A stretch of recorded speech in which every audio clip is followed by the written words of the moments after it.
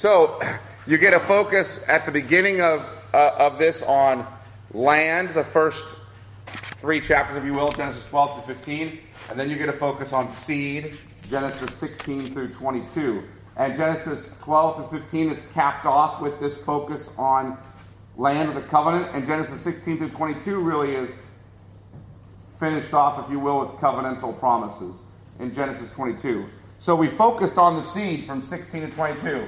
And if you guys remember, what was the cycle we kept seeing Abraham in as far with regard to that promise of seed? What does he keep trying to accomplish? Take matters into his own hands. He keeps trying to take matters into his own hands. He'll bring about the seed. What's his first attempt to bring about God's promise of the seed? First attempt he makes is what? Anyone remember? Servant in his house. Yeah, servant in his house. I've got this servant in my house. He'll be essentially the seed. He'll be my heir, Genesis 15. Okay, God says, no, a member of your own family will be, what your own offspring will be. And what's Abraham's second attempt, if we will, a couple of decades later or so? What do they do? Yeah, he and Sarah decide who's going to lie with Hagar, and they're going to have an offspring. So they're going to try to make an attempt, and they have Ishmael. Now, is that the seed? No. God says that he is not the seed. Finally, you get to the point where God says, about 25 years later, God says, you're going to have birth sometime this next year through your wife Sarah. He not only promises that to him, he gives them a covenant of circumcision. In other words, he says, you're going to have this sign in your foreskin that reminds you of my covenant with you. Not only are you to be circumcised, you're going to circumcise all the males in your house. You're going to circumcise your offspring on the 8th day. That offspring, by the way, that he does not yet have. Ishmael gets circumcised at this point, but Ishmael is probably a teenager, or is a teenager. So he's going forward then. About a year later, Sarah finally gives birth. But before that, not only has God made this promise to Abraham that through Sarah, your wife, you're going to have children, Abraham laughs. So he says, I'm going to name the son what? Isaac. Because God laughs. In other words, God's laughing at you, laughing at him, right? Like, you think you're going to bring this into your own hands? You think I can't do it? So, name him Isaac. The next scene, you get these 3 witnesses, these 3 messengers or angels who come, and somehow they're the Lord, and anyway, we're not going to even try to unwrap that whole thing. But they reaffirm this promise, and who overhears at that time? Sarah. And when Sarah overhears the reaffirmation of the promise, what does she do? She laughs. And it's reaffirmed, though, that she's laughing because she's not only been barren her whole life, but how old is she now? 90. And Abraham? Yeah, it's about 100 years old. And she's not only barren, but she's postmenopausal. Right? So she's not able to produce children anymore. And we're being told, essentially, you're going to have a supernatural act of God in bringing about this child. You then see, really, these witnesses, 2 of these messengers go to Sodom and Gomorrah. The 3 basically say, we're going to go destroy Sodom and Gomorrah. And 2 of them are headed there, and you begin to hear Abraham interceding on behalf of these foreign nations. And so we see this story continue. Isaac is eventually born. Ishmael, on the day in which Isaac is weaned and being dedicated, really being pointed out as the heir of Abraham's family, Ishmael begins to mock him. This ticks off Sarah, who rightly understands that Ishmael is mocking the idea that Isaac will ever be the heir. And so Sarah wants Ishmael gone. Abraham is kind of distraught over that. And God says to Abraham, listen to your wife. Send Ishmael out. We're told by Paul later that Ishmael was in fact persecuting Isaac. We're told that in Galatians chapter 4. So here we have this scene in which he's out and Isaac is the heir. We read about the birth of Isaac and his dedication, etc. Now let's go to chapter 22, where we pick up where we left off last time. Because we have this sort of surprising crisis. What is Abraham's whole narrative, the promise of God to Abraham, what does the whole thing hinge on? He's got to have what? Got to have a seed and an heir. Okay? And so we end up with this kind of crisis at the beginning. Chapter 22, verse 1. After these things, God tested Abraham and said to him, Abraham. And he said, here am I. Now if you notice, this is somewhat mimics the beginning of Abraham's story. God calls out to him sort of out of the blue in Genesis 12. He said, take your son, your only son Isaac, whom you love. Notice the emphasis here. Your son, your what? Only son Isaac, whom you love. And go to the land of Moriah and offer him there as a burnt offering on one of the mountains of which I shall tell you. Okay, let me stop there for a second. Is not Isaac the blessing that God promised? It's the seed that was promised, this son. And of course, we all know, yes, he is. Abraham knows he is, right? How does Abraham know that? God promised and told him prior to using that son. Yeah. God promised him a year before. I promised him 25 years before that or so. But a year before, not too long from now, your wife is going to conceive. You're going to give birth to the son. He's going to be the heir.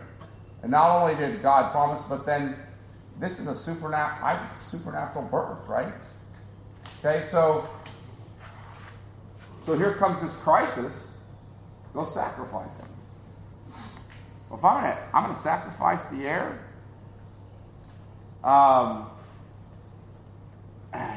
and one of the questions that comes up immediately is, well, didn't God say that the curse of being torn apart, Genesis 15, would fall upon himself if he failed to keep the covenant?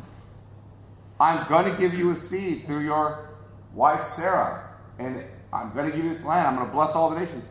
And if I fail to keep that covenant, what's going to happen? The curse is going to fall upon me. I'm going to be torn to shreds. That's what God says in Genesis 15, right? He gives them that covenantal picture. Now, if Isaac's the one that's promised, and if God doesn't keep his promises, he's essentially sworn a self-maledictory curse upon himself, then how could God command this? How could God command this? I think we're jumping right off the bat, by the way. We jump right to, how could God command anybody to sacrifice their kid, okay? We jump right there. I just want you to slow down with that question and dial it back to really a more fundamental question. God has given his word that this is the seed. God has sworn a self-maledictory oath upon himself that if he doesn't keep these promises, he should be torn to pieces. That's a much bigger deal, by the way, than anything else we can talk about. For God to swear upon himself, let me be torn to pieces, right? You follow? Okay, much bigger deal. So how could God command this? How can he command it? That's really the question that ought to be bouncing around in our minds as we're reading Abraham's narrative, okay? As we're reading the story. Now, the other thing is, if you look at verse 2, he said, take your son, your only son Isaac, whom you love, and go to the land of what? Moriah, and offer him there as a burnt offering on one of the mountains of which I shall tell you. So he's really going to this mountain of Moriah. Why this mountain? He's never been to before. Okay? Abraham has never been to this mountain. And so one of the questions that ought to pop up in your mind is, why? He's not been to Moriah. Okay? He's not been there. And why this particular mountain? And why on a mountain at all? We'll talk about that in a little bit. All right, let's look at Abraham's faith in God's promise. Abraham's faith in God's promise that comes in here. Look at verse 3. So Abraham rose early in the morning, saddled his donkey, and took two of his young men with him and his son Isaac. And he cut the wood for the burnt offering and arose and went to the place of which God had told him. On the third day, Abraham lifted up his eyes and saw the place from afar. Then Abraham said to his young men, "Stay here with the donkey. I and the boy will go over there and worship and come again to you." And Abraham, by the way, this isn't an infant. Okay, how old is Isaac here? Anybody know? Approximately? He's probably pretty close to being, if not already, a teenager. Okay?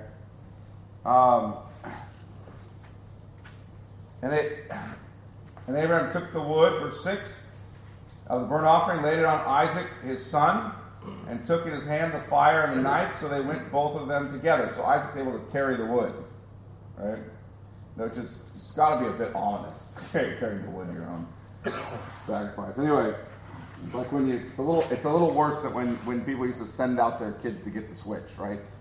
Go pick the switch. Come back. This is a little more ominous than that. All right. Verse 7, and Isaac said to his father Abraham, "My father." And he said, "Here am I, my son." He said, "Behold the fire and the wood, but where is the lamb for a burnt offering?" Abraham said, "God will provide for himself the lamb for a burnt offering, my son." So they went both of them together. When they had come to the place of which God had told him, Abraham built the altar there and laid the wood in order and bound Isaac his son and laid him on the altar on top of the wood. Then Abraham reached out his hand and took the knife to slaughter his son. But the angel of the Lord called to him from heaven and said, "Abraham, Abraham." And he said, "Here am I." He said, "Do not lay your hand on the boy or do anything to him, for now I know that you fear God, seeing you have not withheld your son, your only son, from me." And Abraham lifted up his eyes and looked, and behold, behind him was a ram caught in a thicket by his horns. And Abraham went and took the ram and offered it up as a burnt offering instead of his son. So Abraham called the name of that place, "The Lord will provide," as it is to this day. On the mount of the Lord it shall be provided. So let's stop there for a minute. What are some clues about Abraham, the nature of Abraham's faith in God's promise in this story? God has told him, go to this mountain you've never heard of, in this land you've not been to. Go there, or that you've never been to. Go there, and when you're there, I want you to sacrifice your son. And he says, okay, and he goes. Takes Isaac with him. Takes the wood, the knife, and fire, etc. What is the, and we're wondering what's happening here. How do we know in this context already that Abraham has faith in God's promises? Now, I'm not asking you, how do we know that Abraham's obedient? We know that's clear. That's the simple part, okay? He just does what he's told, okay? There's no rocket science in exegeting that out of the text, right? God tells him, he does it. How do we know that Abraham has faith in God's promise, that Isaac is still the seed even though he's going to sacrifice him? How do we know that at this point? It says they both will go and come again. Yeah, the statement, they're both going to go and come again. Okay? He's told his men before they even left, we'll both be coming back. All right? And one wonders, what does Abraham do? Anything else he says that tips you off the fact that he knows God's still going to keep his promise from Genesis 15, and Genesis 17, etc.? He told Isaac that God would provide for himself the lamb. He tells Isaac God will provide for himself the lamb. Okay, anything else?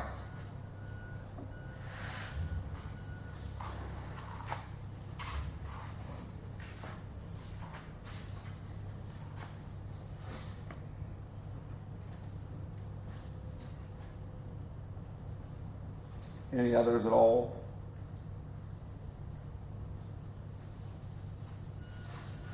Okay. So what does Abraham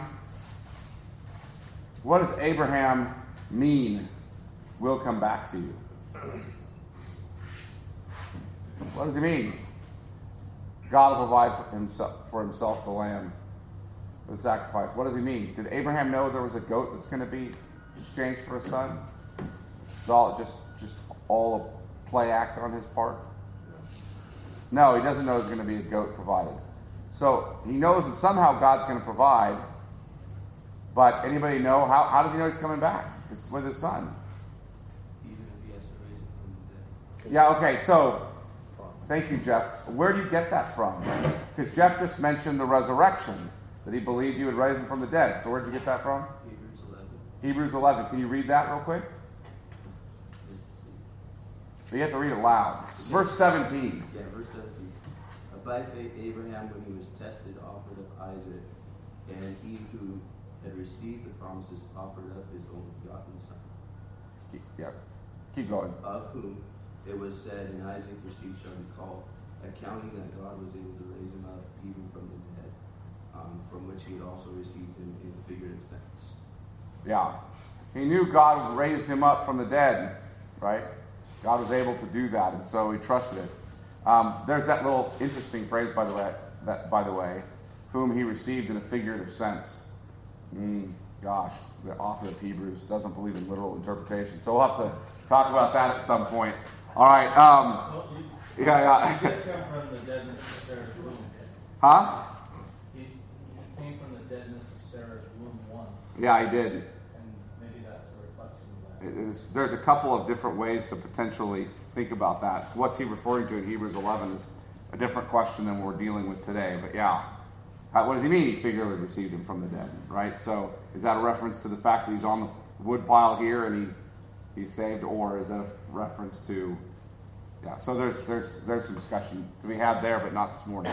All right. So Abraham believes God's promise is still going to be kept, even if God has to raise Isaac from the dead, so he follows through. He trusts the Lord, and he follows through in obedience, and he's blessed the second time. Now, I want us to notice this. Look at verse 15 through 19. And the angel of the Lord called to Abraham a second time from heaven and said, "By myself I have sworn, declares the Lord, because you have done this and have not withheld your son, your only son, I will surely bless you, and I will surely multiply your offspring as the stars of heaven and as the sand that is on the seashore, and your offspring shall possess the gate of his enemies. And in your offspring shall all the nations of the earth be blessed, because you have obeyed my voice." So Abraham returned to his young men, and they arose and went together to Beersheba, and Abraham lived at Beersheba. Now, this is the second time Abraham's been blessed, and that blessing is, what location is he in at the time of the blessing? Well, the blessing comes from heaven, but it does in every case. But where is he at? What location is he in when he receives this blessing? Like this. Where is he? It's not a trick question. What's that? He's on the mountain. Which mountain? He's in Moriah. Okay? The last time he received this kind of blessing after actions that he took was in Genesis 14. And the blessing came from who? Do you remember? The blessing of God, but through who? Do you remember Genesis 14? Melchizedek. Melchizedek comes and gives him a blessing. Now, where does Melchizedek, what's he king of? Jerusalem. King of Salem or Jerusalem. Okay? He's the king, so here comes his blessing of Jerusalem. Where's Mount Moriah? North of Jerusalem. Yeah, it's in the area of Jerusalem.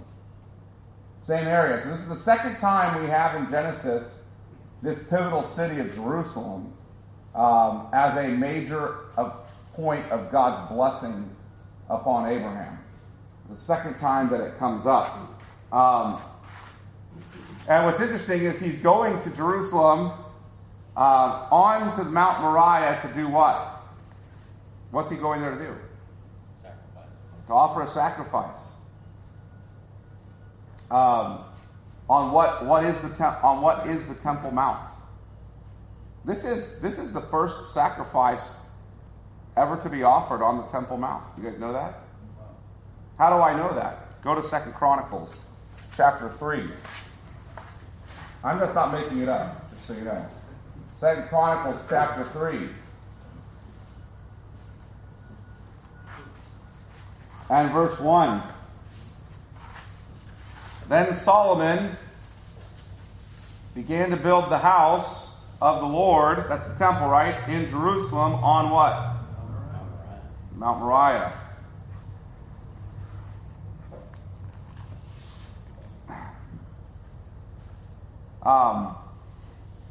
This isn't an insignificant scene, folks.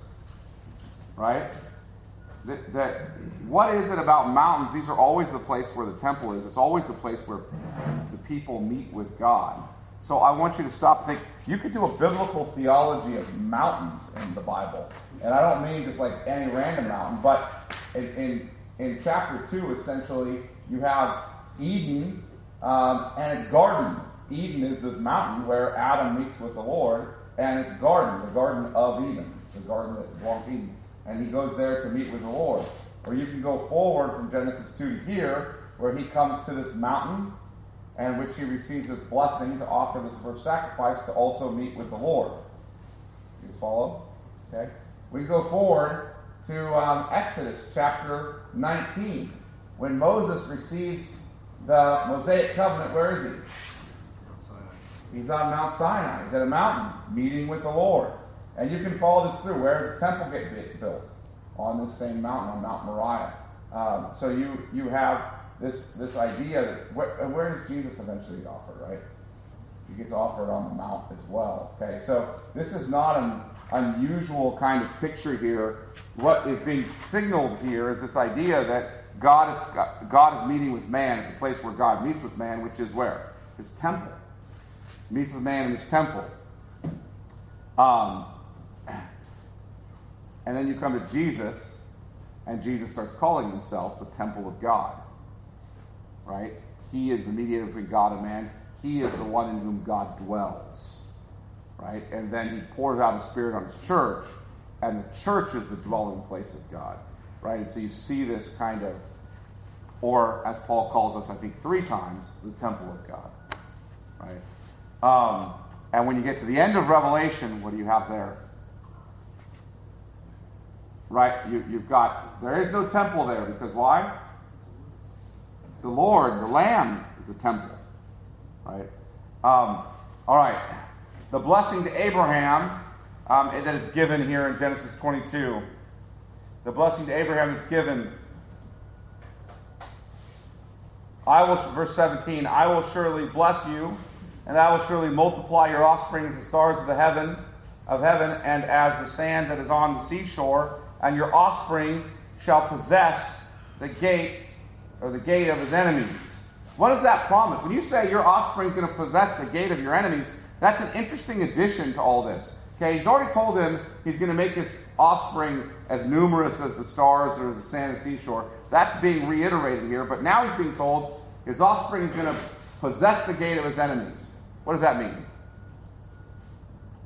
The cities. Okay, he's going to somehow possess the cities, but in what sense? What does that point to?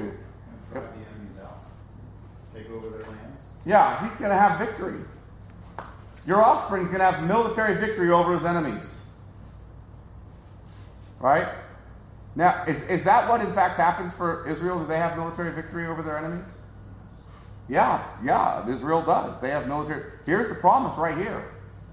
When they go into a land, they possess the gate of their enemies, don't they? All right? But that's not the end of that promise. I don't want you to think that Israel's military victories is all that promise points to, because it does point to Israel's military victories. The nation of Israel wins all these military victories. But what does that ultimately point to in the context of the whole of the book of Genesis? It doesn't just point to the fact that you'll conquer the land of Canaan. What does it point to as well? His seed will conquer who? The seed of the serpent. Right? I'll put enmity between you and the seed of the woman, or your seed and the seed of the woman, and you will crush your head and you will bruise his heel, right? Okay, so there's enmity between the seed of the woman and the seed of the serpent. There's enmity between Abraham or Israel and the enemy nations who represent the seed of the serpent.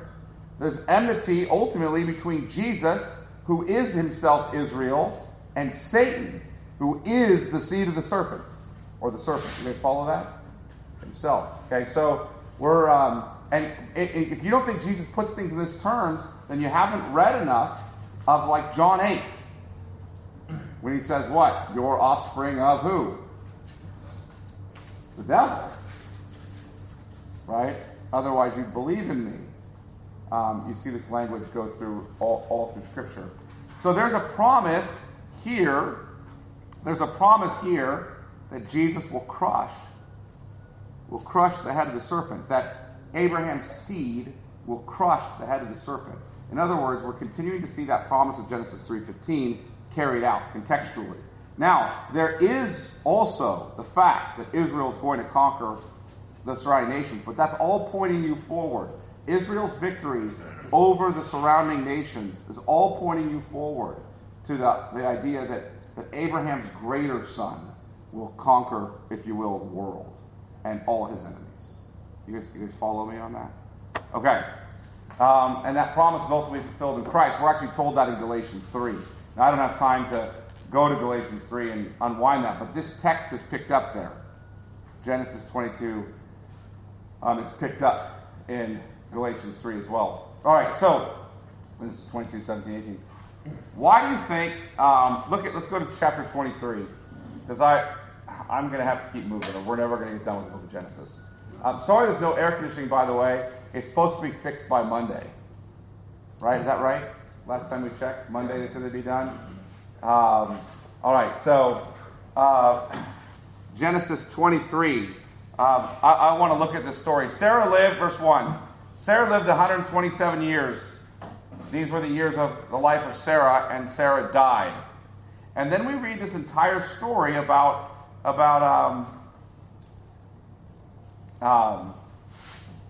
the burial of Sarah.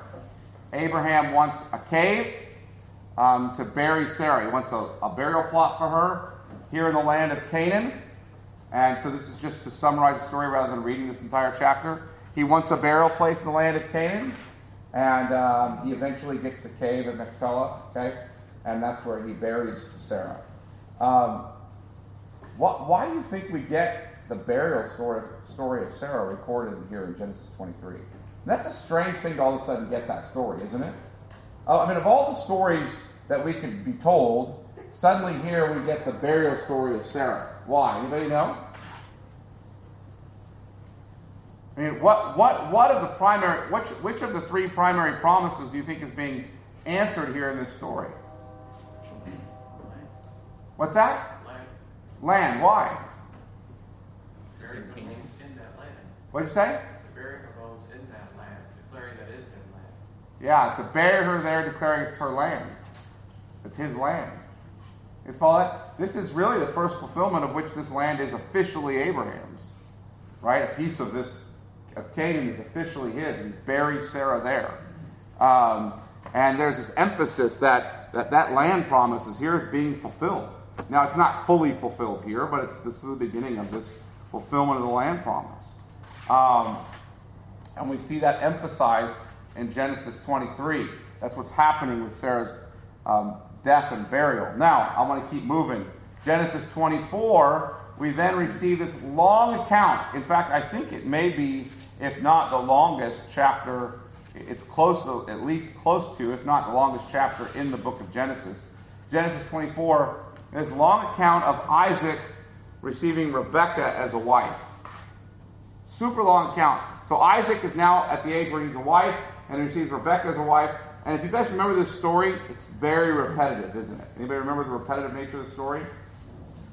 Let's just read the first 4 verses and you'll see a little bit. Now Abraham was old, well advanced in years, and the Lord had blessed Abraham in all things. It's not an incidental statement, by the way, important statement. The Lord had blessed Abraham in all things. And Abraham said to his servant, of the oldest of his household, who had charge of all that he had, put your hand under my thigh, that I may make you swear before the Lord, the God of heaven and God of the earth, that you will not take a wife for my son from the daughters of the Canaanites among whom I dwell. Now, why does he not want a wife for a son taken from the daughters of Canaanites? Anybody know? purity of the seed? Yeah, it's the purity of the seed issue. Okay? Can't intermarry with the Canaanites. What are the Canaanites under, by the way? Curse. A curse that Noah put on Ham, right? Really on Canaan. Noah drops that curse on him. And the Canaanites are a people who are really rejecting the Lord. They are running after their own way and after pagan idols. And so I don't want my son intermarrying with one of them because the seed is supposed to come through the Hebrews. Okay? And so through the family of Shem, not the family of Ham. So he says, send him there to get a daughter. But we'll go, verse 4, but we'll go to my country and to my kindred and take a wife from my son Isaac. All right. And then you read this very repetitive story about how he's going to go there. Go down to verse 27.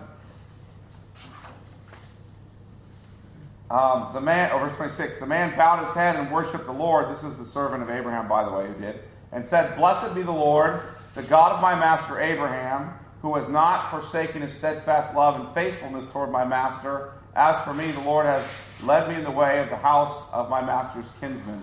So, in other words, what happens here, just to sum up what he's blessing the Lord for is, Abraham was blessed in all things, and Abraham says, go get a wife from my own people. Don't get a wife from Canaan for my son Isaac. Go to my own people and get a wife for my son Isaac. And so the servant goes. And when he goes there, if you guys remember, he goes to the land where Abram's from to get a wife from his own people for Isaac. And he comes to a water well and basically says, Lord, when the next woman comes out and, basically if she's willing to if she's willing to serve me, be helpful, give water, give particular invitations, be hospitable, then that's the one, right? And so I'm going to go to her house. And so he finds, that's essentially how he prays for, to get Isaac's wife. And you get all this repetitive stuff about, this is what my master is looking for, and the Lord has blessed me and cared for me, and I finally found the one. He finds her, Rebecca, right away, right? She's the first woman really to come out and serve him in this way. He says, that's her. He's excited about her, and you hear this repeated theme that the Lord is blessing Abraham. The Lord is continuing to bless Abraham. It's an interesting theme, isn't it? Because who's getting a wife? Isaac. Who's getting blessed and Isaac getting a wife? Abraham. You guys follow why? Because Isaac is really the continuation of the Abraham story, as is Jacob, etc. So as we get there. But notice this important blessing again in verse 60. As they set aside Rebekah to marry Isaac, we get this important blessing in verse 60. And they blessed Rebekah and said to her, our sister, may you become what? Verse 60 of chapter 24. Our sister, may you become what? What does it say? Thousands of 10,000s. And may your offspring do what? Possess the gate of the seed of those who hate them. Have you heard this blessing before? Okay? You heard the blessing about thousands of 10,000, this idea that you're going to have this loads and loads of offspring. You guys heard that? Okay? Here it comes again. And then what else do you hear next? That you've seen before. You just saw in Genesis 22. Not only may you have lots of offspring, but may they what? Possess the gate of their enemies. Okay? This idea that this offspring is going to conquer. Right? Both collectively as the nation state of Israel, and individually, if you will, as Christ, the Messiah, who possesses the gate of his enemies. He conquers his foes. You guys following how these things are being? This seed, right? This land, this blessing, are just trailing through this passage again and again, these passages. I don't want to spend a lot of time on this story. The bottom line here is that Isaac's getting a wife. Her name's Rebecca. He seems to be the only one of the patriarchs, by the way, who just sticks with his wife. I think Abraham, has some side action, as does Jacob. Lots of it, right? But But Isaac seems to be faithful to Rebekah. And they're blessed, by the way. Abraham then takes another wife, and he bequeaths his inheritance, and his death's recorded. Look at Genesis 25. So just seeing this story wrap up with Abraham. He's finally had his son. He's gotten his son married. She's been blessed with the same blessing, if you will, that's going to come through Isaac. Many seed who possess the gate of their enemies, etc. Then Abraham comes to taking another wife. Look at chapter 25. Abraham took another wife whose name was Keturah. Now, Sarah's dead at this point.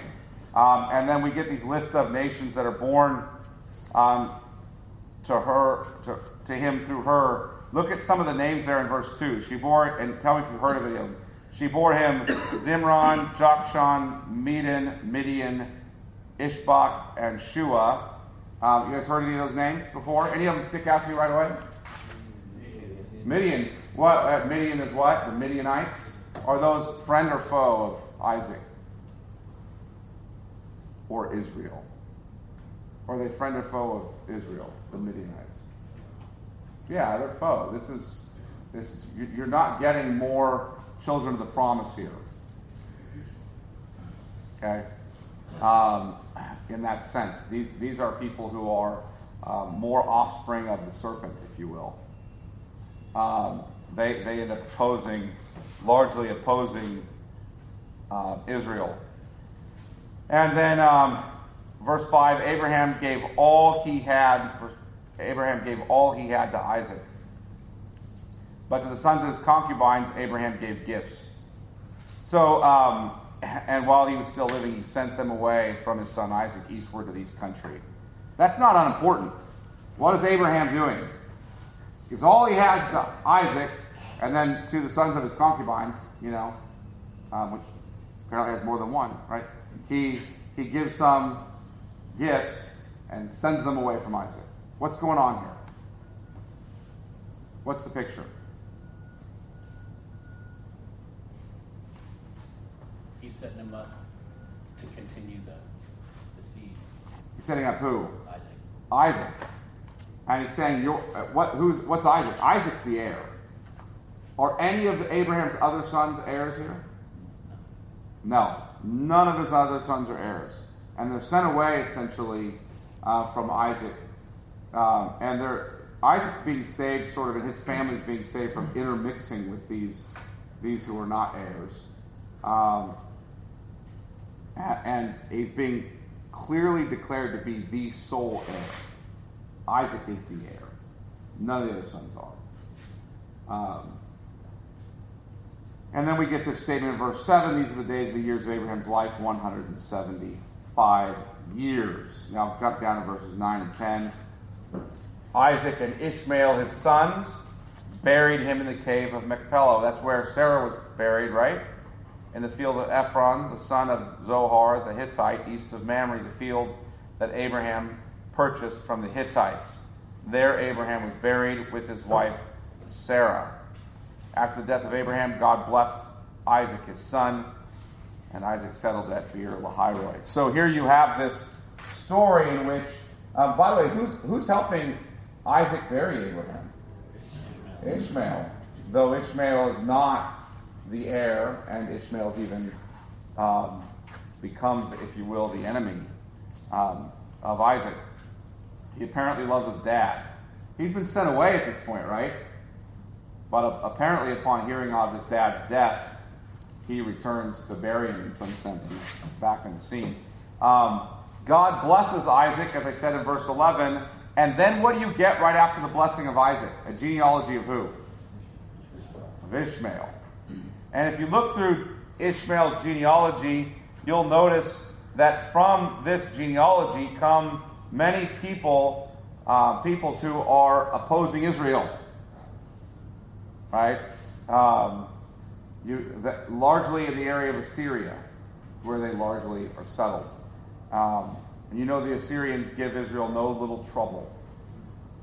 Right? Okay. Are you guys following what's happening here? You're just getting set up. It's all transitioning to who now?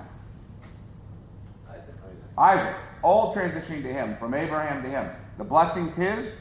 His wife is going to produce the seed. They're going to produce lots of seed. Their seed is going to possess the gate. Isaac's seed is going to possess the gate of his enemies. And Isaac's brothers are going to be a problem for him. Okay? And then from there, when you look at the offspring of Isaac and Rebekah, let's look at verse 19. And ask, have we seen any of this before? These are the generations of Isaac, Abraham's son. Abraham fathered Isaac, and Isaac was 40 years old when he took Rebekah to be his wife. If you remember the scene, he basically sees her and starts to weep. Apparently the servant did well, right? And we read about this and look at verse 21. And Isaac prayed to the Lord for his wife, because why? His wife, she was barren. And the Lord granted his prayer, and Rebekah, his wife, conceived. Have you seen this before? Where did we see a barren wife before? Sarah. That's not incidental, folks. I mean, these details are thrown out to you not just as asides. The Lord has to intervene here to bring about this seed. And the Lord does intervene to bring about this seed. And we read about it in verse 22. Becomes a fascinating section of Scripture, which Paul later comments on. You guys will know where he comments on it when I start reading it. The children struggled together within her. Verse 22, she's conceived. And the children struggled together within her. Now, I want you to remember that. Jacob, here he is, in the womb, wrestling with his brother is the language. He's wrestling in the womb with his brother. And you're going to find Jacob wrestling later on. This is the only place. Struggling within her. And she said, if it is thus, why is this happening to me? So she went to inquire of the Lord. She's wanting to know why her kids are fighting inside of her womb, right? Why the strife so early? And the Lord said to her, 2 nations are in your womb, and 2 peoples from within you shall be divided. The one shall be stronger than the other. The older shall serve the younger. When her days to give birth were completed, behold, there were twins in her womb. The first came out red, all his body like a hairy cloak. So they called his name Esau. After his brother came out with his hand holding Esau's heel, after his brother came out with his hand holding Esau's heel, which means to grasp or to jerk onto, right? So his name was called Jacob, which is what it means. He's grasping by the heel. He cheats. He's a liar. He's a cheater. He's a deceiver, right? Not a nice name, right? To be a kid, but there you go. If your parents named you Jacob, I'm sorry. Isaac was. They were making an announcement ahead of time. Isaac was 60 years old when she bore them. All right. So we have the red hairy boy and the cheater, the liar, the deceiver, the jerk, Jacob, right? The grasper at heels. What's interesting about this story right off, this offspring of Isaac and Rebekah? What stands out in this story right off? Not only the way they're named, but what else stands out? It's interesting that God has chosen the younger one, who is a jerk, to be the seed. Yeah. So he's chosen the younger one, the deceiver, to be the seed, the promised heir. The older one is not going to be. Right? Now, the older one is no saint, no innocent victim. Don't worry, you'll see that. But the point is that while they're in the womb, before they were yet born, or had done anything good or bad, Paul tells us, that God's purpose according to election might stand. Jacob have I loved, Esau have I hated. Right? Paul's commenting in Romans 9, verses 11 through 13, on this passage. And he's saying that God elected, God chose the young deceiver Jacob. Right? So, on what basis? Because when Paul comments, by the way, on the Old Testament, you realize that means his comments are true. Okay? That he gets the Old Testament right. Jesus and the apostles get the Old Testament right. That should not be controversial. Right? Okay. So he's commenting, and when he says God chose Jacob, on what basis does Paul tell us he chose him? The basis of his own good pleasure? Anything else? But he doesn't use that phrase there, but that's essentially the phrase. It's from Ephesians 1. But he does use a similar phrase. That his purpose according to election might stand. Right? Okay? That's the statement. So what's the basis? God's choice. What's that? It's God's choice.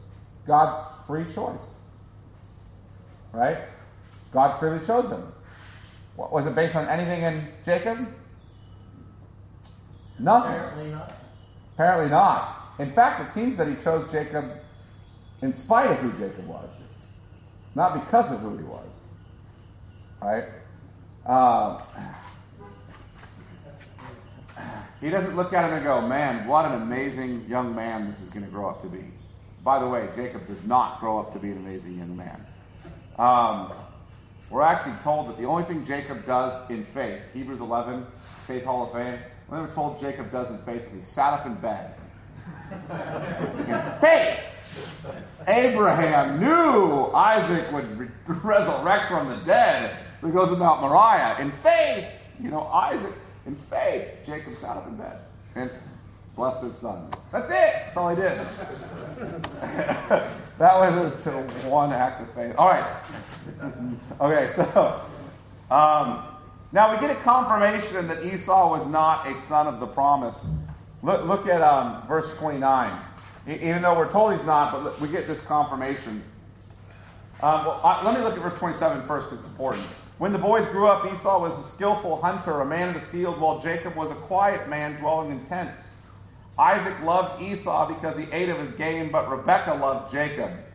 And Rebekah knows that Jacob is the one whom God has chosen, right? Now, once when Jacob was cooking stew, Esau came in from the field and he was exhausted.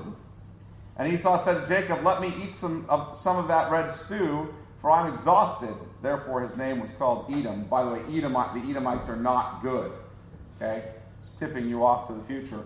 Jacob said, sell me your birthright now. Esau said, I'm about to die. For what use is a birthright to me? He's about to die because he can't get lunch. Think about that. Okay? This is what we're talking about. This guy it's not like he hasn't eaten in days or weeks or months. He's been out hunting and he hasn't had lunch. He's hungry. He sees the red stew. And I'm about to die, right? Okay. Who's his God? His belly. Right? You know what this is like. You have children. If you have children, you know what it's like. Right? I'm starving to death. No, you're not. You skipped breakfast. You'll be okay. Right? We'll get you something. Okay, all right. Jacob said, swear to me now. So he swore to him and sold his birthright to Jacob. Then Jacob gave Esau bread and lentil stew, and he ate and drank and rose and went his way. Thus Esau despised his birthright. Esau literally sells his birthright to Jacob in exchange for lunch. For lunch! Okay? This is not... And I think the importance of this story is it's confirming that Esau is not a son of the promise. God has chosen Jacob. Esau despises his own birthright. Right? It's confirmation of God's election. If God had elected Esau, Esau would not be selling his birthright for some stew. Right? All right. Let me try to get us a little bit further in this story with Isaac before we try to close out Isaac so we can pick back up with Jacob. Because what we're doing is we're transitioning now to the story of Jacob and Esau. Isaac's narrative isn't very long, is it? He marries Rebekah. He's blessed. They're going to have children. His wife is barren. They pray. They have Jacob and Esau. And then we start to get almost immediately transition from Isaac to Jacob's story. Right? But before we do, let me try to finish a little bit up with Isaac. Chapter 26. Isaac receives the promise of Abraham. I want to see the promise go from Abraham, if you will, to Isaac. Now there was a famine, verse 1, in the land besides the former famine that was in the days of Abraham. Remember, there was a famine in the days of Abraham. This is a repeated kind of sequence. Famine in the land. What did Abraham do when there was a famine last time? Anybody remember? Huh? He goes to Egypt, and when he's there, what does he do? Makes bad decisions. Okay, what's the worst decision he makes? Yeah. Tell him you're my sister. Let him go. Okay? You guys remember? All right. So, and Isaac went to Gerar to Abimelech, king of the Philistines, and the Lord appeared to him and said, "Do not go down to Egypt. Dwell in the land of which I shall tell you. Sojourn in this land, and I will be with you and will bless you. For to you and to your offspring I will give all these lands. And I will establish the oath that I swore to Abraham your father. I will multiply your offspring as the stars of the heaven, will give to your offspring all these lands. And in your offspring all the nations of the earth shall be blessed. Because Abraham obeyed my voice and kept my charge, my commandments, my statutes, and my laws." So, here you have Abraham has been faithful to God's covenant, and God's covenant is being passed on to his son Isaac. You guys follow that? Same promises, right? Seed, land, blessing to all nations. You guys follow that? Okay? There's a famine. They're headed to the land of Abimelech, just like Abraham took off and went to the land of Egypt. And then if you look at verses 6 through 11, so Isaac settled in Gerar. When the men of the place asked him about his wife, he said, "She's my sister. The apple does not fall far from the tree." Okay? Same thing happens, by the way, in this scene, essentially with Abraham. Isaac's wife, Rebekah, is protected by God again. Right? Because this is a threat. Every time these scenes happen, it's a threat to what? To the seed. And Rebekah is protected. Abimelech then gives Isaac a bunch of possessions, and he goes on his way. But contention between Isaac and the surrounding people, including even between Isaac and his own son Esau, builds. So look at chapter 26 and verse 12. "And Isaac sowed in that field and reaped in the same year 100-fold. The Lord blessed him, and the man became rich and gained more and more until he became very wealthy. He had possessions of flocks and herds and many servants, so that the Philistines envied him." Not a minor detail. Now the Philistines had stopped and filled with earth all the wells that his father's servants had dug in the days of Abraham his father. And Abimelech said to Isaac, "Go away from us, for you are much mightier than we." The Philistines are filling the wells. They're being total jerks. But let's go down to verse 34. "When Esau was 40 years old, he took Judith, the daughter of Beri the Hittite, to be wife, and Basemath, the daughter of Elon the Hittite, and they made what? Life bitter for Isaac and Rebekah. Who's making life bitter for Isaac and Rebekah? Esau and his wives. In fact, Esau actually decides that because it ticks off my parents so much, because they're so opposed to us marrying the Canaanite, Hittite, etc. women, that's precisely what I'm going to do. Right? They're sending off this servant to get, they don't want us to marry these kind of women, so that's exactly what I'm going to do. And they become a curse for them. Now, we'll come back next week and pick up on where Jacob and Rebekah begin to scheme to get Jacob the blessing from Isaac. They want Isaac, remember the fathers are going to bless the sons, and they want Isaac to bless Jacob and not Esau. And so they're going to scheme to do it. They're going to scheme to do it. I want to emphasize that. they're not going to get the blessing for Jacob through honest means, right? This is again going to be another picture when we get there of the fact that Jacob is kind of an unseemly character all through the story, isn't he? Isaac, but this is Isaac's son. So we're seeing Isaac and his chosen son, really. So we'll pick up there and then really launch through the story of Jacob next time. I'm just getting you warmed up. Here's Isaac, Rebekah, his son Jacob. And then really what Genesis does is it focuses in on Jacob. And because Jacob ends up having how many sons? 12, right? And then some daughters. So he has these sons, and it focuses in on Jacob and his sons. And then once we transition, we get a real focus on one of his sons. And who's that? Joseph. That takes us through the rest of Genesis. Though, interestingly enough, Joseph does not become the chosen son. Though he's the focus of the last, from chapter 37 to chapter 50, Joseph is, he isn't the chosen son. Anybody know who the chosen son of Jacob becomes? Judah, which is his fourth son. Right? So that's an interesting story all in of itself we'll get to in the next couple weeks. So, questions you guys have? Questions you have? Chad, I'm wondering more about this mount that the sacrifice takes place on. Yeah. Why is this a temple? Like, it seems like the communication from the Lord is just, he kind of speaks down to him. Yeah. I'm trying to see how it seems like he's meeting with him there. How's he meeting with him there? Yeah, how is he meeting with him there? Because he's going to the mountain to offer a sacrifice before the Lord, and the Lord is speaking to him in that scene. Those would all be scenes of him meeting with the Lord. Those would all be connected to that. The issue is, mind you, so I want to come back to this. Moses is writing this book, right? Now, as Moses is writing to Israel, who has what? The entire sacrificial system in place under Moses, right? The sacrificial system put in place. So this idea of going to a tabernacle or a temple and meeting with the Lord and offering sacrifice, this isn't unusual to that audience, even as they hear it. It's a little surprising that we see it pre-Mosaic covenant, actually. I think one of the things you have to unwrap is why you see it as early as Genesis 4, the understanding that we better offer sacrifices or offerings, right, with Cain and Abel.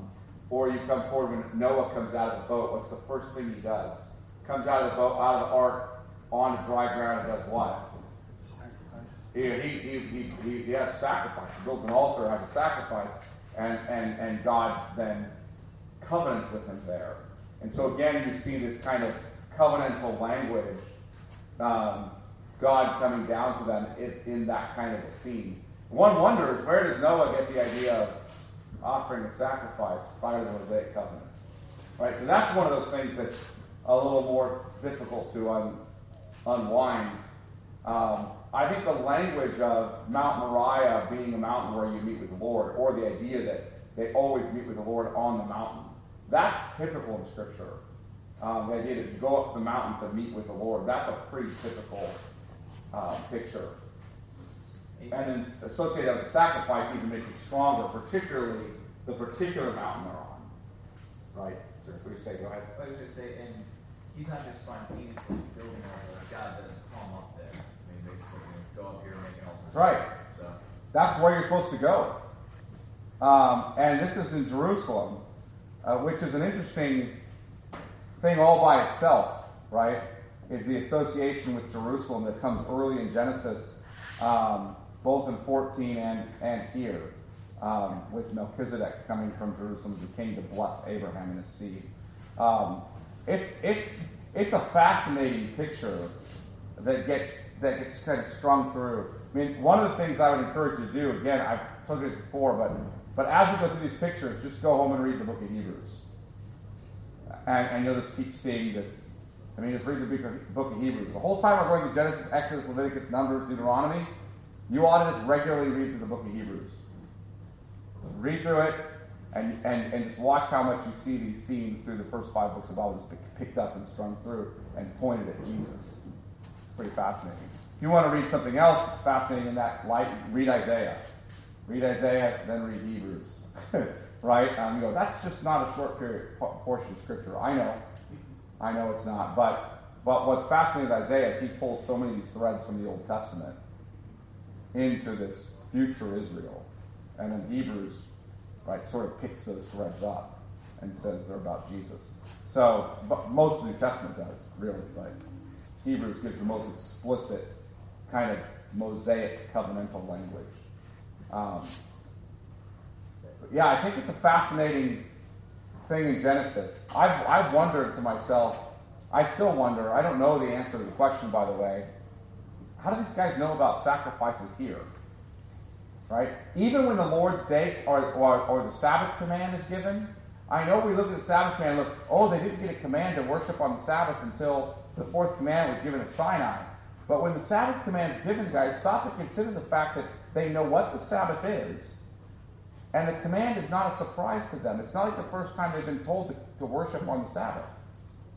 They're already doing that. And now they just get the command to reinforce it. I think we think that when these things come up in the Mosaic Covenant, they're coming up for the first time. But they're not. Well, Chad, wouldn't they be practicing those? Right? So the Mosaic Covenant is really just putting that on paper, for lack of a better term. Right? But it's stuff that they've been practicing since early on in creation, right? So they're just making it known, they're writing it down for the future or for God's purposes, but it's something that they've been doing regularly. Yeah, the law in the Mosaic Covenant is not new. It's just written down. And not on paper, by the way, on stone. Right, on stone. Yeah. Cultural to that time, or that location? I mean, those practices? Some of the practices are. So, for example, circumcision is not only practiced by the Jews.